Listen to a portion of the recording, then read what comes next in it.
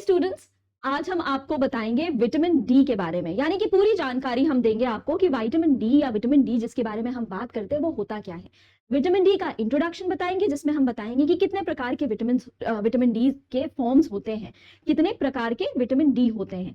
साथ ही साथ उस विटामिन डी का हमारी स्किन पे क्या रोल होता है, हमारे लिवर में क्या रोल होता है और हमारे किडनीज में क्या रोल होता है। तो अभी तक आपने ये पढ़ा होगा कि विटामिन डी की डेफिशिएंसी से जो है फलाना फलाना प्रॉब्लम होती है और विटामिन डी जो है हमको सूरज की किरणों से मिलता है। लेकिन सिर्फ इतना ही नहीं है, इसके अलावा भी विटामिन डी का बहुत सारा नॉलेज है जिसके बारे में क्वेश्चंस आते हैं और उसी को लेके हम आज आपको बताएंगे ताकि आपका विटामिन डी को लेके जो भी आपके डाउट्स है ना वो क्लियर हो जाएंगे। ठीक है, तो चलिए शुरू करते हैं। आपको मालूम है कि विटामिन डी का दूसरा नाम होता है सनशाइन विटामिन, यानी कि सूरज की किरणों से मिलने वाला ये विटामिन होता है।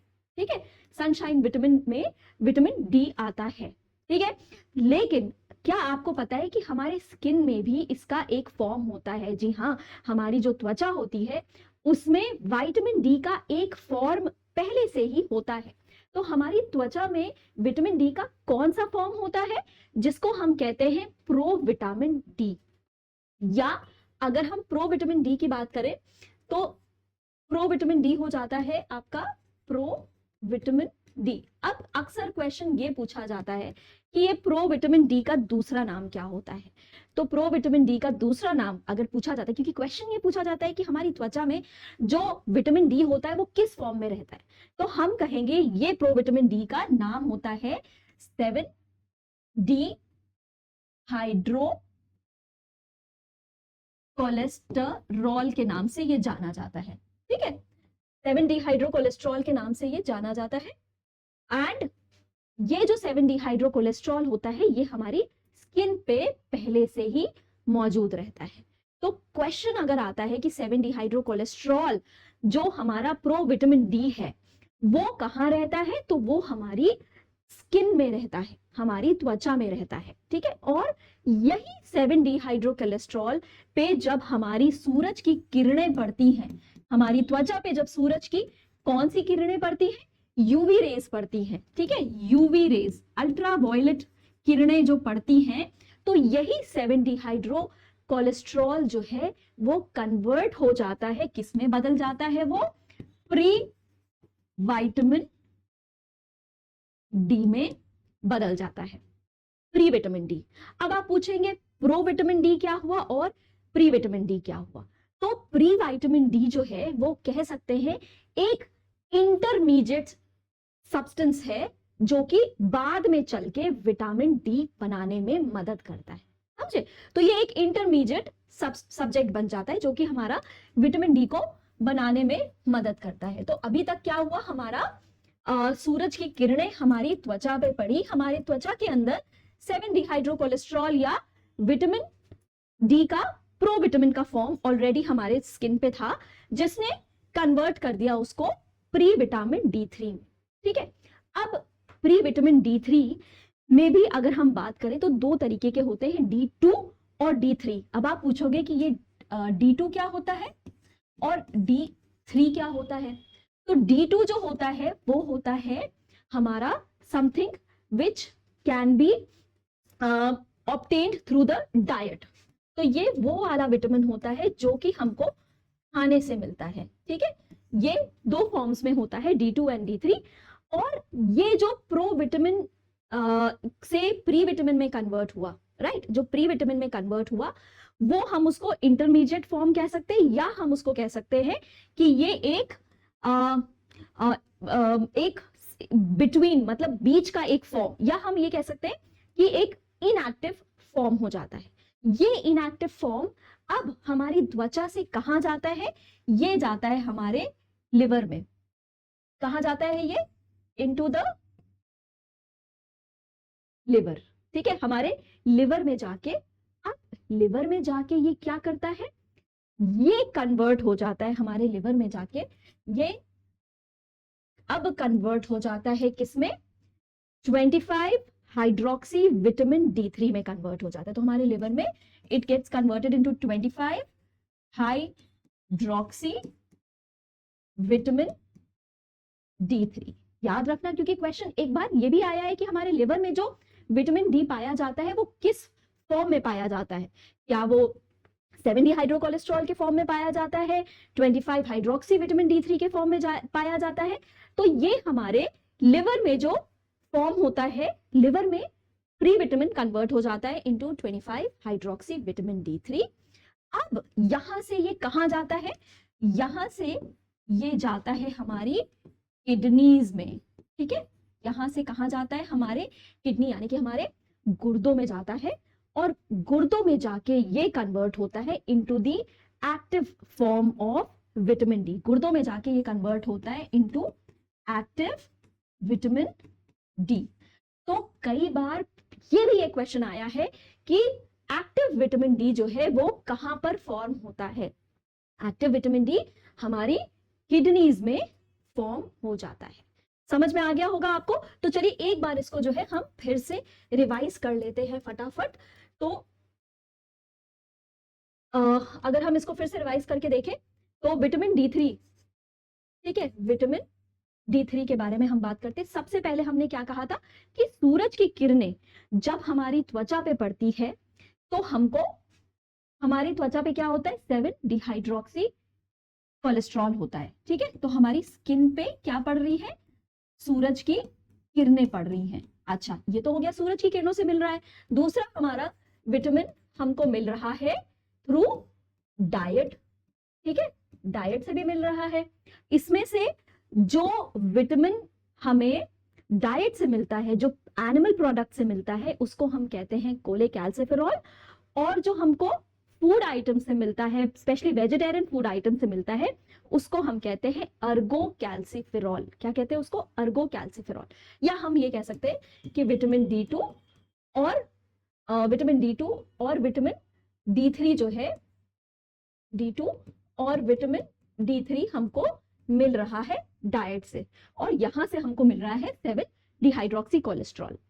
ठीक है, ये जो है ये हमारी त्वचा से में मिलके क्या बना रहा है, प्रो विटामिन डी। ठीक है, pro vitamin D.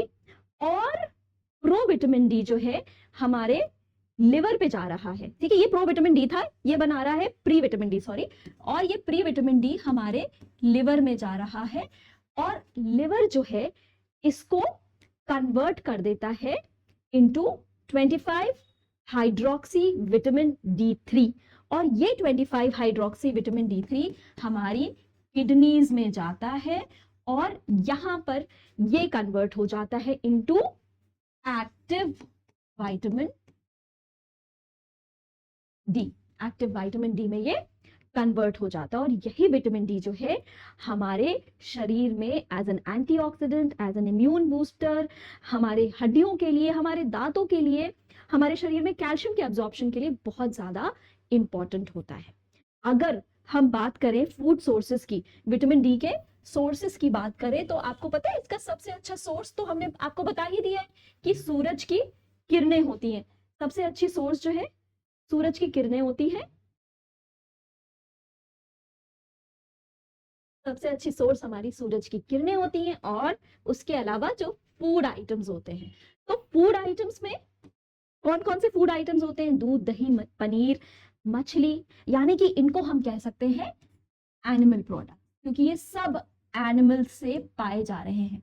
Animal products में आपका दूध भी आ जाता है, पनीर भी आ जाता है।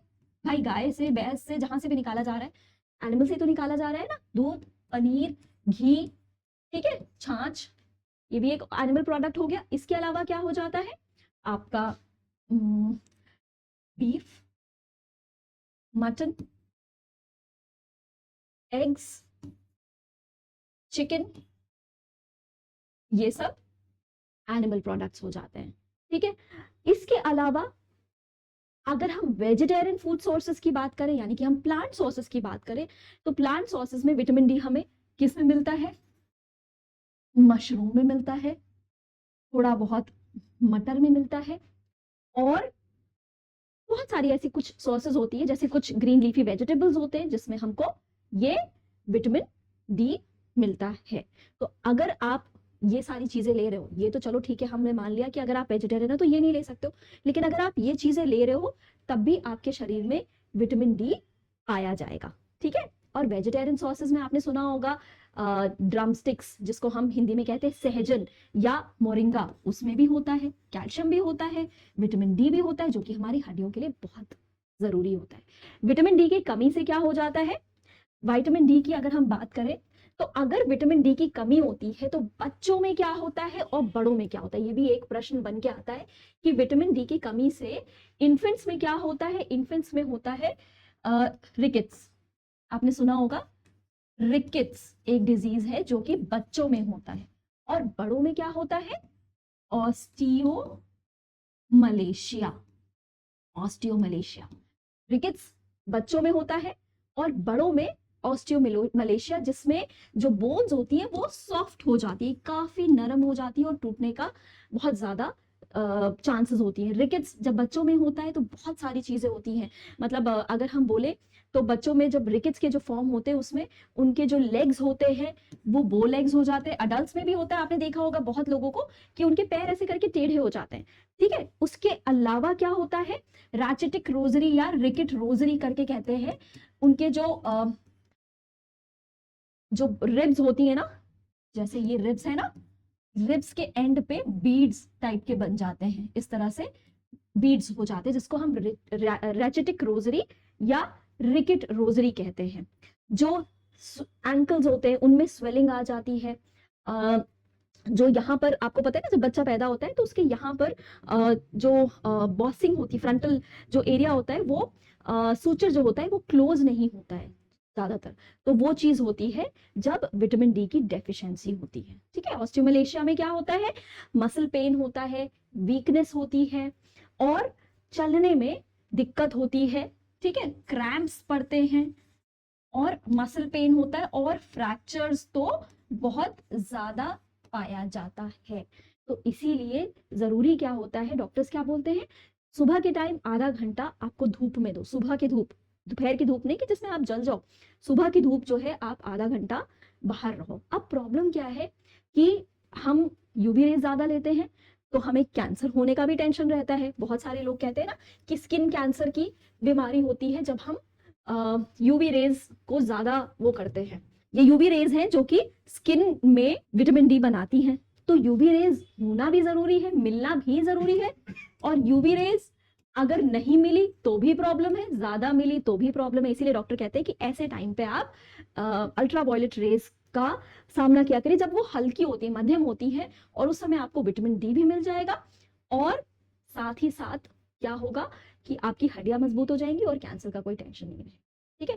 तो यहाँ पर हमने बहुत सारी चीजें आज सीखी। क्या क्या सीखा कि ये जो विटामिन डी होता है वो हमारे स्किन में किस फॉर्म में पाया जाता है, फिर वो स्किन से कन्वर्ट होके किस फॉर्म में बनता है, लिवर में जाके वो कौन सा फॉर्म बनाता है, और फाइनली वो किडनीज में जाके कौन से फॉर्म में, एक्टिव फॉर्म में कन्वर्ट हो जाता है, और वहां पर हमारी बॉडी को जैसे जरूरत होती है वहां मिल जाता है। Since it is a fat soluble vitamin, यानी कि वसा में घुलनशील विटामिन है, तो ये हमारी बॉडी जो है वो स्टोर कर लेती है विटामिन डी, काफी दिनों तक स्टोरेज चलता है। और जिन लोगों को विटामिन डी की कमी होती है उनको डॉक्टर्स क्या बताते हैं, करीब 60,000 आयु का इंटरनेशनल यूनिट्स का दवा बताते हैं, जो कि वीकली खाना होता है, एक दिन हफ्ते में खाना होता है, जिससे उनका विटामिन डी का लेवल जो है वो नॉर्मलाइज हो जाता है।